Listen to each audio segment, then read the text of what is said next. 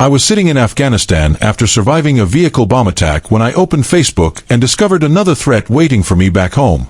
A senior military officer had been messaging my wife while I was risking my life overseas.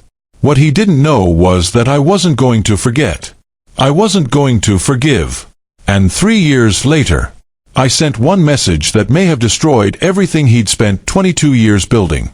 Before we get into this revenge story, hit that like button and subscribe if you enjoy real-life karma stories. Trust me, when you hear how long I waited to get even, you'll understand why this might be the most patient revenge I've ever seen. Now let's begin. Back in 2013, I was serving as a British Marine stationed in Holland. Life wasn't perfect, but it was good. I had been married for a little over 18 months to an incredible woman who somehow managed to keep me grounded despite the chaos that often came with military life. Anyone who's been in the military knows how important support from home can be. When you're away for months at a time, dealing with stress, danger, and uncertainty, those phone calls, messages, and letters become your lifeline. My wife was that lifeline for me. Then I got deployed to Afghanistan. The deployment wasn't unusual. It was part of the job. Still, no amount of training truly prepares you for the reality of being there. The constant tension, the heat, the exhaustion, the knowledge that someone, somewhere, was actively trying to kill you. Every single day. My wife was working in the British delegation on base back in Holland. Because of her position, she ended up meeting a lot of British military personnel and their spouses. She was friendly, professional, and unfortunately, that seemed to attract the attention of the wrong kind of people. At the time, I had no idea. I was too busy trying to stay alive. Then one day everything changed. Our convoy was directly targeted by a vehicle-borne IED. For anyone unfamiliar, that's basically a vehicle packed with explosives. Most attacks in Afghanistan felt somewhat random.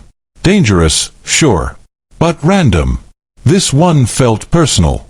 The explosion shook everything. The noise was deafening.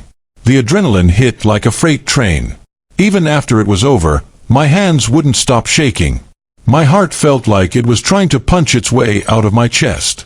That night I couldn't sleep.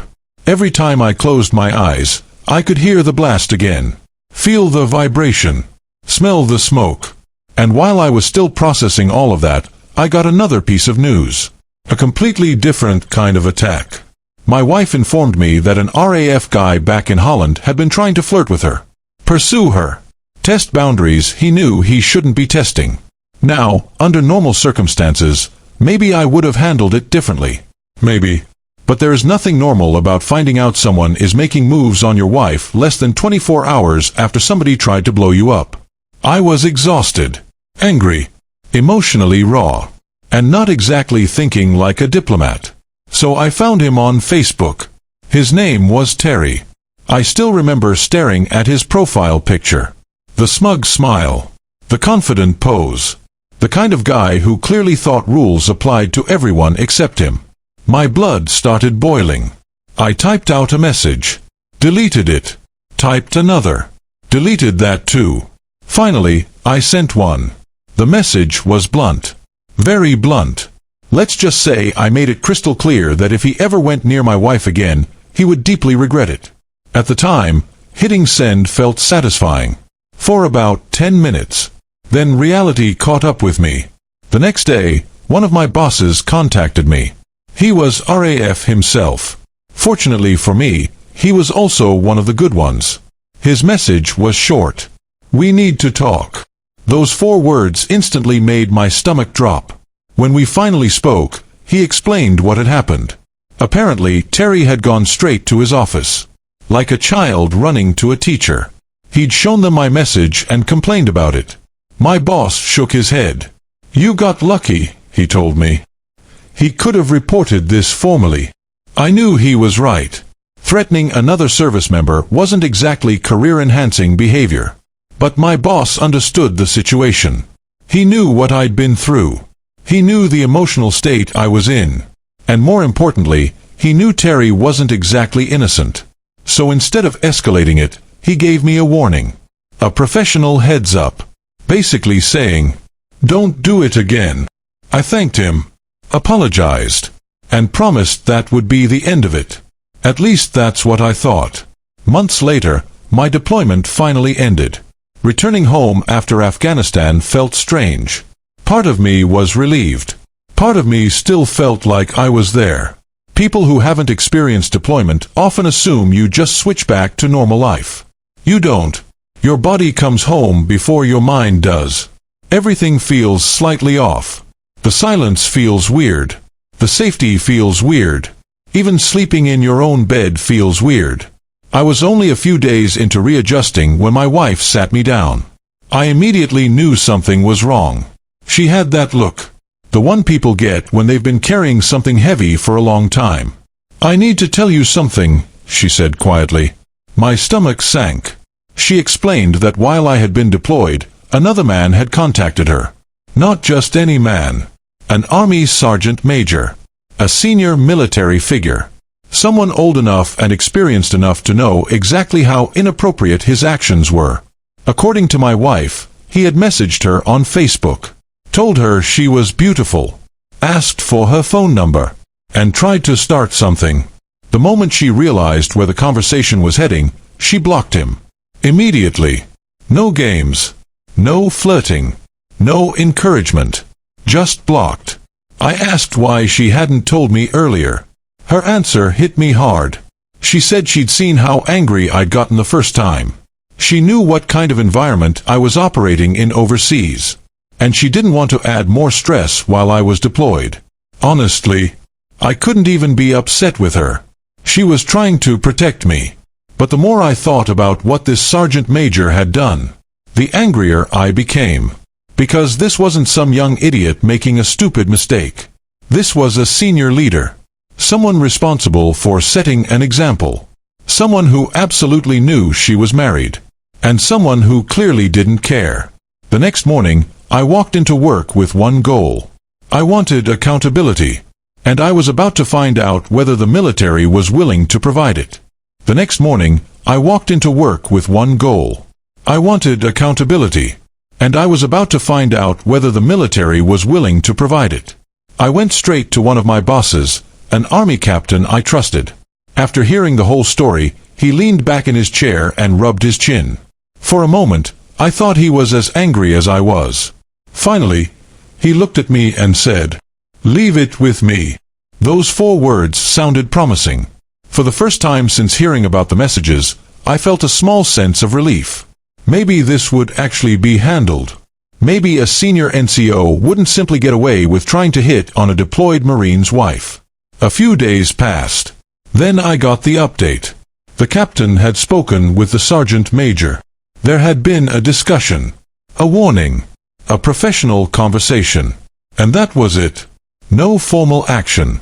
No consequences. No accountability. Nothing. I remember sitting there staring at my desk. That's it. That's all. This guy knowingly pursued a married woman whose husband was deployed in a combat zone, and the punishment was basically a stern talking to? The frustration was almost unbearable. I felt powerless. The kind of powerless that sticks in your chest and refuses to leave. But then something unexpected happened. A senior military officer visited our department. A colonel. The kind of man whose presence immediately changes the atmosphere of a room. People stood a little straighter. Spoke a little more carefully. He came over, welcomed me back from deployment, and asked how my tour had been. Most people would have given the standard answer. "Good, sir." "Busy, sir." "Glad to be back, sir." Instead, all the frustration I'd been carrying came pouring out. "It was good, sir," I replied. With the exception of a sergeant major trying to get around my wife while I was deployed. The room went silent. The colonel's expression changed instantly. Not angry. Not yet. Just surprised. Very surprised. He asked me to explain. So I did. Everything. Every message. Every detail. Every inappropriate attempt. He listened carefully without interrupting. Then he thanked me and left. I figured that was the end of it. An hour later, an email arrived. The colonel wanted to discuss the matter officially. And suddenly, things got very serious. You see, there was something important I hadn't considered.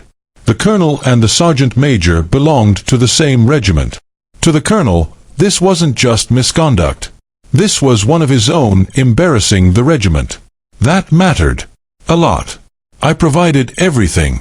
Screenshots, message history, evidence, the whole story. For the first time, it felt like genuine accountability might finally happen. Then reality got in the way. To move forward officially, my wife needed to provide a formal statement. When I spoke to her about it, she looked uncomfortable immediately. My wife is one of the kindest people you'll ever meet. But she's also extremely non-confrontational. The idea of formal investigations, interviews, and military proceedings made her anxious. After thinking about it, she told me she didn't want to continue. She just wanted the situation to disappear. I won't lie. Part of me was disappointed. Not because I disagreed with her, but because I knew it meant the sergeant major would probably escape serious consequences. Still, she was the victim in all this. Her wishes mattered most. So I respected her decision. I informed the colonel. Official proceedings stopped. Case closed. At least officially. But while everyone else was moving on, I wasn't. Because an idea had started forming in the back of my mind. A slow idea. A patient idea. The best revenge isn't always immediate. Sometimes it's delayed. Sometimes it grows quietly. Sometimes it waits.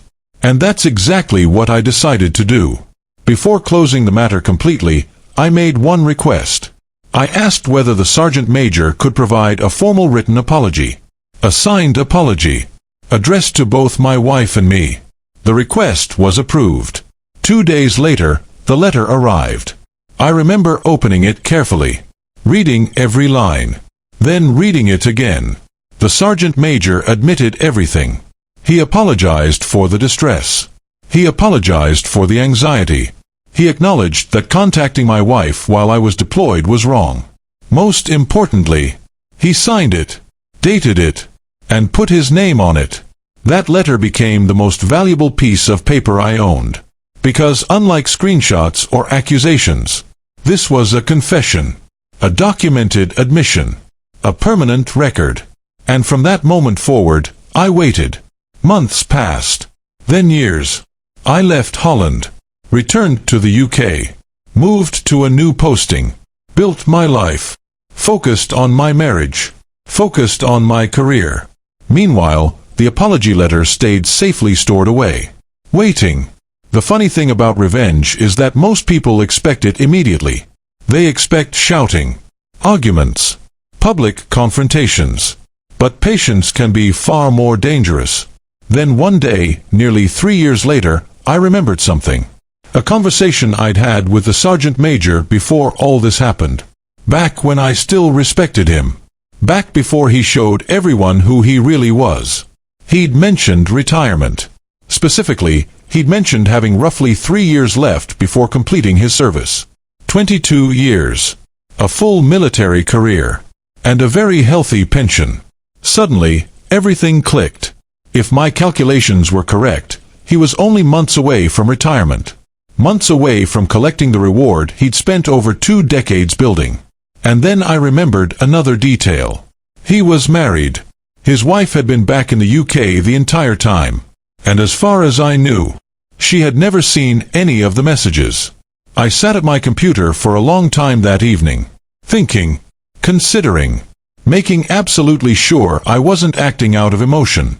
Because once I did this, there would be no taking it back. Finally, I opened Facebook, found his wife, and started preparing a message. I attached the screenshots. The same screenshots I'd sent to the colonel years earlier. Then I attached copies of the emails showing why the apology letter had been requested. I carefully removed the colonel's information, protected everyone else involved. Then I attached the final piece, the knockout punch, the signed apology letter, the letter where her husband admitted everything himself. No excuses, no denials, no loopholes, just his own words, his own signature, his own confession. I hit send, and waited. Minutes felt like hours. Then I saw it. Seen. She had read the message. Every attachment. Every screenshot. Every word. At that moment, my part was finished. I didn't argue. I didn't explain. I didn't ask questions. I simply blocked her. Blocked him. Blocked mutual contacts. And walked away. People often ask whether I know what happened afterward. The truth is, I don't. And honestly, I never cared enough to find out. But I do know this. If she chose divorce, she would have every piece of evidence she needed. And if that happened just before retirement, the financial consequences could follow him for the rest of his life. For 3 years, he probably believed he'd escaped. 3 years thinking the problem had disappeared. 3 years believing there would never be consequences. Then one message arrived. And suddenly his entire future may have looked very different. The best part? I didn't invent anything. I didn't lie. I didn't exaggerate. I simply delivered the truth to the one person who deserved to know it. Sometimes revenge isn't about destroying someone's life. Sometimes it's about removing the protection they've been hiding behind, and letting their own actions do the rest. Maybe that's karma. Maybe that's justice. Or maybe it's just what happens when someone spends years believing they'll never be held accountable. If you enjoyed this story, make sure to like the video and subscribe for more incredible Reddit revenge stories. And tell us in the comments, was waiting 3 years genius, or was it too much? We'll see you in the next story.